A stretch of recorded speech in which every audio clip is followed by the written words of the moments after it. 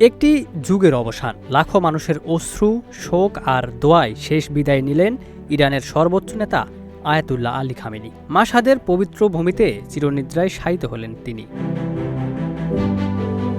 ইরানের সর্বোচ্চ নেতা আয়াতুল্লাহ আলী খামেনিকে রাষ্ট্রীয় মর্যাদায় দাফন করা হয়েছে মাশহাদের পবিত্র ইমাম রেজা আলাইসাল্লামের মাজার প্রাঙ্গণে। শেষবারের মতো প্রিয় নেতাকে এক নজর দেখতে দেশের বিভিন্ন প্রান্ত থেকে ছুটে আসেন লাখো মানুষ। মাশহাদের রাজপথ জুড়ে ছিল শোকের নীরবতা।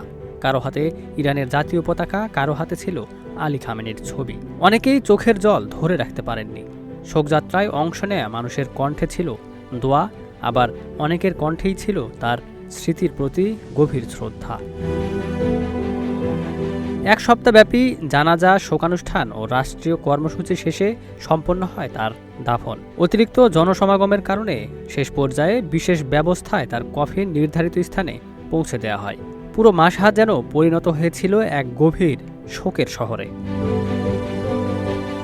দীর্ঘ ৩৭ বছর ইরানের নেতৃত্ব দেয়া এই নেতার বিদায়ের মধ্য দিয়ে শেষ হলো একটি গুরুত্বপূর্ণ অধ্যায়। এখন সবার দৃষ্টি তার উত্তরসূরি মোজতবা খামেনির দিকে।